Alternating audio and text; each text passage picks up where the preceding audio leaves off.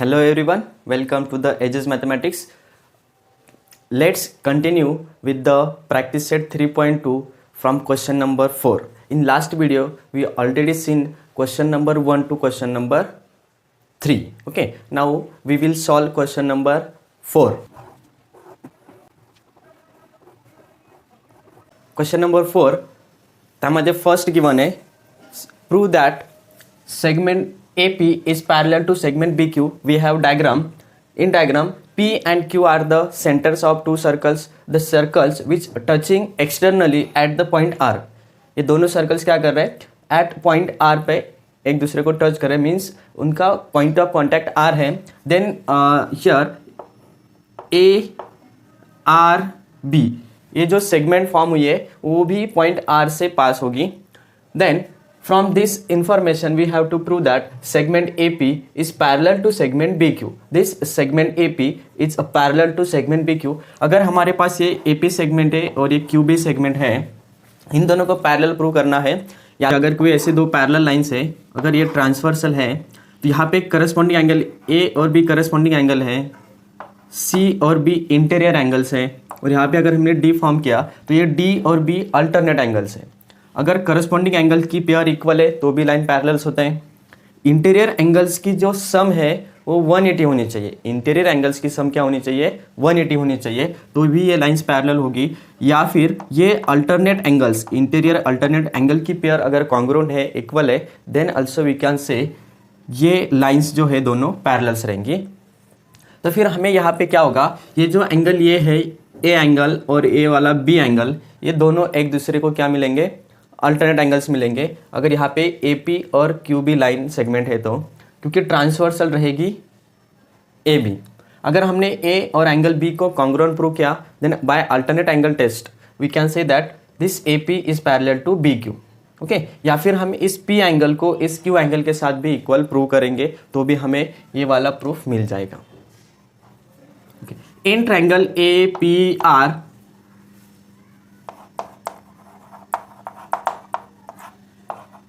In triangle APR, ये जो APR angle है उसमें देखो ये वाला AP साइड और PR साइड दोनों कॉन्ग्रुएंट रहेंगे और इक्वल रहेंगे, बिकॉज ये दोनों भी रेडिया है सेम सर्कल्स के. अगर दोनों भी रेडिया है सेम सर्कल के तो ये दोनों इक्वल हो गए. और यहाँ पे हमने ऐसा R फॉर्म किया AR, तो यहाँ पे क्या होगा कि ये सेगमेंट और ये सेगमेंट अगर कॉन्ग्रुएंट है तो यह आइसोसेलेस ट्रायंगल बन गया. और आइसोसेलेस ट्रायंगल्स में इक्वल साइड्स के अपोजिट में जो एंगल्स होते हैं वो इक्वल होते हैं, यानी कि ये वाला A और ये वाला R क्या होगा? इक्वल होगा. मतलब हमें यहाँ पे मिलेगा एंगल,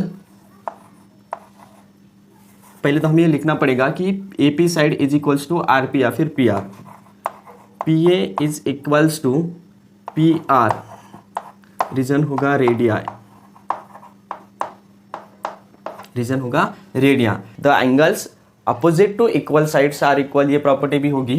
तो हमें मिलेगा angle PAR is equals to PAR is equals to PRA, angle PRA. Okay, ये हो गया फर्स्ट इक्वेशन. हमें क्या प्रूव करना है? एंगल A के साथ एंगल B इक्वल प्रूव करना है. हमने यहाँ पे ये लिखा. नाउ इन ट्रायंगल, अभी यहाँ पे देखो BQR या फिर RQB, इसमें भी ये जो QR साइड और QB साइड दोनों इक्वल रहेंगे, क्योंकि ये दोनों भी सेम सर्कल के रेडिया है. तो segment RQ is equals to BQ, reason होगा रेडिया. अगर ये दोनों साइड्स इक्वल है तो ऑब्वियस है कि उनके अपोजिट वाले एंगल्स भी इक्वल रहेंगे. RQ के सामने B एंगल है और इस BQ के सामने ये वाला R एंगल है, तो हम यहाँ पे ऐसा प्रूफ कर सकते हैं कि एंगल QRB या फिर QRB ये इक्वल होगा किसके साथ? QBR के साथ, QBR के साथ. ये इक्वेशन नंबर 2 हो गया. Next we have this AB and P Q दोनों इंटरसेक्टिंग लाइन्स है which are intersected at point R, therefore इधर का आर एंगल और इस साइड का आर एंगल, ये दोनों कौन से एंगल हो गए, ये वर्टिकली अपोजिट एंगल है, यानी कि ये दोनों भी इक्वल रहेंगे। कौन सा angle, A R P and Q R B, ये दोनों भी क्या रहेंगे, इक्वल रहेंगे, तो वो भी हम यहाँ पे लिखेंगे। And angle A R B R Q, reason क्या होगा, वर्टिकली अपोजिट एंगल्स। तो अब क्या होगा, हमने क्या क्या प्रूव किया, देखो ऐसे दो यहाँ पे फिगर्स हमने फॉर्म किए, ये वाला और ये वाला ट्रायंगल। हमने ये जो ए एंगल था इसको अगर ऐसा 1 कंसिडर किया तो ये 2 होगा। तो हमने पहले प्रूव किया फर्स्ट इक्वेशन में कि ये 1 इक्वल्स टू 2 है, angle number 1 is equals to angle number 2। And in second equation we have proved that कि this angle number 3 is equals to angle number 4। हमने क्या प्रूव किया, 1 is equals to 2, then in second equation we have proved that 3 is equals to 4 and this equation number 3, in equation number 3 we have proved this r, मतलब ये वाला इधर का r और ये इधर का r, मतलब angle number 2 is equals to angle number 3 equal. अभी क्या क्या प्रूव किया हमने, 1 is equals to 2, next 2 is equals to 3 and हमने ये भी प्रूव किया कि 3 इज इक्वल्स टू 4, यानी कि 1 2 को इक्वल है और 2 3 को इक्वल है। It means 1 is equals to 3 but 3 is also equals to 4, यानी कि 1 is equals to also 4। तो from 1 2 and 3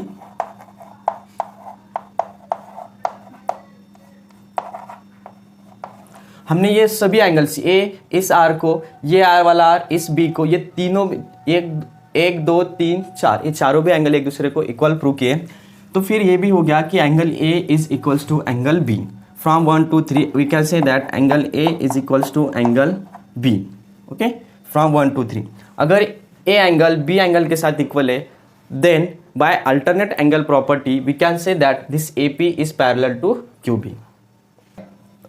bye alternate angle test A P is parallel to B Q.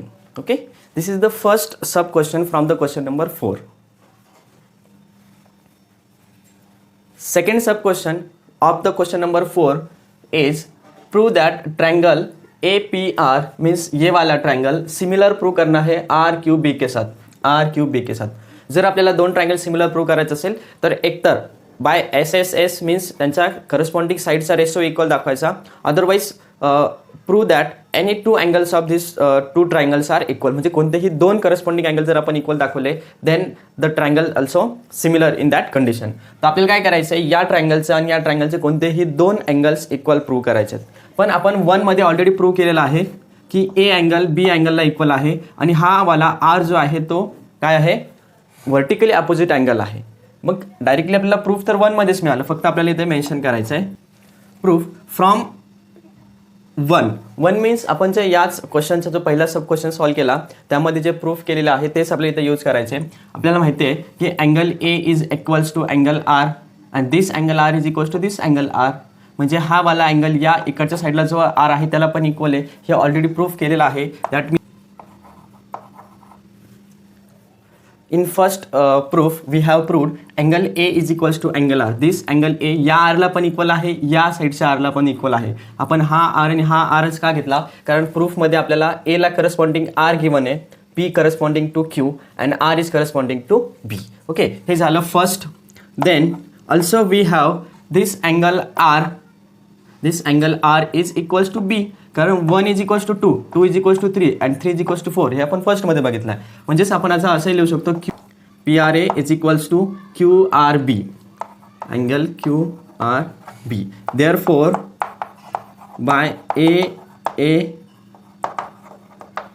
AA test और AA criteria this triangle APR is similar to triangle RQB, is similar to triangle RQB, hence proved। Okay, third sub question of the question number 4 is find RQB. this RQB म्हणजे आपल्याला हा सेंट्रलचा जो angle आहे, central angle याची value find करायची। If PAR is 35, म्हणजे हा जो अँगल गिवन आहे PAR इज 35. ओके, आता डायरेक्टली आपल्याला आन्सर कळेल की ए इक्वल आहे बीला आणि बी इक्वल आहे आरला, means this R is equals to B. हा पण 35 असेल आणि हा पण 35 असेल. आणि आपल्याला माहिती आहे की कुठल्याही ट्रायंगलच्या तिन्ही अँगलची सम बाय अँगल सम प्रॉपर्टी 180 असते. मग हे दोघं 35 आले तर या दोघांचं ॲडिशन 180 मधून मायनस केलं तर क्यू अँगल मिळणार. Proof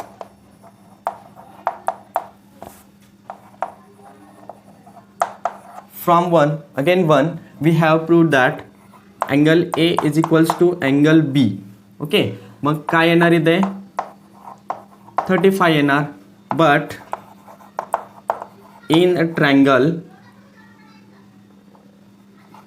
RQB angle R is equals to angle B, therefore angle R is also 35 degree. कारण B ची व्हॅल्यू 35 आहे तर R ची व्हॅल्यू पण किती असणार आहे 35 by angle sum property angle R plus angle B plus angle Q is equals to 180 degree. Now 35 plus 35 angle Q is equals to 180. 35 plus 35 70 and angle Q is equals to 180 degree minus 70 degree, that is angle Q is equals to 110 degree. Okay.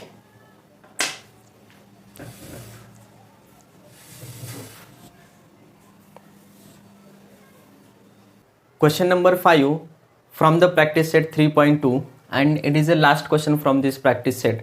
Question मध्ये आपल्याला given आहे की दोन circles आहेत with centre A and centre B. Diagram पण given आहे and radius of one circle is 4 centimetre and radius of another circle is 6 centimetre. We have to find that distance between point C to point D, means या C D सेगमेंटचं distance find करायचं आहे. And this C D is the tangent both the circle with centre A and with center B. या दोनही सर्कल्सला हा tangent आहे. A center असणाऱ्या सर्कलचा पॉईंट ऑफ कॉन्टॅक्ट सी आहे आणि बी सेंटर असणाऱ्या सर्कलचा पॉईंट ऑफ कॉन्टॅक्ट डी आहे. आपल्याला सी पासून डी पर्यंतचं डिस्टन्स फाइंड करायचं. ओके, तर फर्स्ट आपण काय करूया, डायग्रामला अजून काही कन्स्ट्रक्शन करावं लागणार आहेत. काय कन्स्ट्रक्शन करणार आपण इथे या सी आणि डीला जॉईन केलं, सॉरी सी एला जॉईन केलं तर आपल्याला माहिती आहे radius is perpendicular to tangent, इथे 90 डिग्री अँगल येणार आणि ते या डी आणि बीला जॉईन करायचं आहे. बी आणि डीला जॉईन केलं तर इथेही आपल्याला माहिती आहे की 90 डिग्री येणार. आता आपण ईला जॉईन केलं तर इथे पण 90 डिग्री असतोच, पण हा रेडियस 4 सेंटीमीटर आहे, इकडे पण हे 4 centimetre. Again A to be जरी जॉईन केलं तर इथे किती येणार आहे 6 सेंटीमीटर, हे पण असणार आहे टोटल 6 सेंटीमीटर. आणि आपण या प्रॅक्टिस सेटच्या बिगिनिंगला बघितलं होतं की टचिंग सर्कलचा जो थेरम होता त्यांनी काय सांगितलं होतं की if two circles are touching at point then their point of contact lies on the line which join their centres. म्हणजे हा ए सेंटर आणि बी सेंटरला जॉईन करणारी जी लाईन असणार आहे त्याच लाईनवरती त्यांचा पॉईंट ऑफ कॉन्टॅक्ट असणार आहे. म्हणजे ई पॉईंट पण याच लाईनवरती असेल. कुठल्या लाईनवरती, लाईन ए बी वरती. हे आपण कन्स्ट्रक्शन केलं. बट आपल्याला फाइंड करायचे सी डी. हा अँगल 90 डिग्री, हा अँगल 90 डिग्री आहे, बट आपल्याला हे गिवन नाही आहे की बी आणि ए हे एकमेकांना परपेंडिक्युलर आहेत. तर आपण काय करणार, या ए वरनं अशी एक लाईन परपेंडिक्युलर ड्रॉ करणार to the side B D. या बी डीला काय करायचे, एक परपेंडिक्युलर साईड ड्रॉ करायची. ठीक आहे. मग आता परपेंडिक्युलर साईड ड्रॉ केल्यानंतर आपल्याला एक नवीन क्वाड्रिलॅटरल मिळतो. इथे सपोज आपण पॉईंट घेतला एफ. ठीक आहे. तर ए एफ डी सी किंवा ए सी डी एफ हा एक रेक्टँगल फॉर्म होणार आहे. कारण जे 3 अँगल्स आर ऑलरेडी, हे तर टँजंट थेरम सांगणार, टँजंट रेडियस थेरम. इथे पण टँजंट रेडियस थेरमनी परपेंडिक्युलर येणार. आणि हे कन्स्ट्रक्शन आहे A to point F. It means A F is perpendicular to B D, then here is also right angle. Okay, now it becomes हे 90 असल्यामुळे हा पण काय असणार आहे 90च असणार आहे ए वरती. Then it is a rectangle. मग जर आपल्याला आता या ए एफची लेंथ फाइंड करता आली तर ए एफची लेंथ आणि सी डीची लेंथ काय असणार आहे, इक्वल असणार आहे. Opposite sides of the rectangles are equal. Then आपल्याला बघा ए ई आणि ई बी ह्या दोन्हीही लेंथ माहिती आहेत, किती आहेत, 4 + 6. कारण distance between the centres we define it by adding their radius. या रेडियसची सम करून जे आन्सर येणार ते त्या दोन सेंटर्समधलं डिस्टन्स असेल. देन आता इथे बघा हा जो एक ट्रायंगल फॉर्म झाला इथे, हा एक राईट अँगल ट्रायंगल येतोय. हा काय असणार आहे, right angle triangle. B and A, आपल्याला ए टू बी लेंथ माहिती आहे 4 + 6 आणि एफ बी पण फाइंड होणार आहे कारण टोटल आपल्याला माहिती आहे की बी पासून डी पर्यंत टोटल 6 आहे. हे किती, टोटल 6. पण हा रेक्टँगल असल्यामुळे सी एची 4 आहे तर एफ डी पण किती असणार आहे, 4. देअरफॉर बी एफ किती असणार आहे, 2 किंवा एफ बी किती असेल, 2 सेंटीमीटर. डायग्राम क्लिअर आहे. नाऊ आन्सर काय असेल, draw AF perpendicular to BD. AF is perpendicular to BD. Okay, now quadrilateral ACDF. Quadrilateral ACDF is a rectangle. It means AF is equals to CD and AC is equals to FD या फिर DF. AC is equals to FD. Okay, therefore BF is equals to 6 - 4 that is 2. BF ची length किती मिळाली आपल्याला, 2 centimetre. and AB is equals to AE plus EB, that is 4 + 6 equals to 10. AB is equals to 10 मिळाले. Total A to B किती मिळालं आपल्याला, 10. म्हणजेच ही side आहे 10. आपल्याकडे बेस पण आहे इथे, किती मिळाले आपल्याला, 2. We have to find that AF by Pythagoras theorem. Now in triangle AFB angle F is equals to 90 degree. Angle F is equals to काय असणार आहे, 90 degree. Therefore by Pythagoras theorem hypotenuse is AB. Side opposite to right angle is hypotenuse. Then AB square equals to AF square plus FB square. Now AB means 10 square is equals to AF find out करायचं आहे plus FB is equals to 2 square. Then it will becomes 100 is equals to AF square plus 4. आपण काय केलं, AF ला इकडे या 4 ला इकडे ट्रान्सफर करा, मायनस होणार. We get AF square is equals to 100 minus 4. AF square is equals to 100 minus 4. That is AF square is equals to 96. It will becomes 96. But we have to find AF. Then AF is equals to under root 96. Under root 96. त्याला कसं find out करणार आपण, under रूटला याला simplify केलं तर काय येणार आहे, 16 × 6. 16 × 6, 16चा स्क्वेअर रूट 4 आणि अंडर रूटमध्ये राहणार 6. Therefore we get AF and we already said that AF is equals to CD, side opposite sides of rectangle.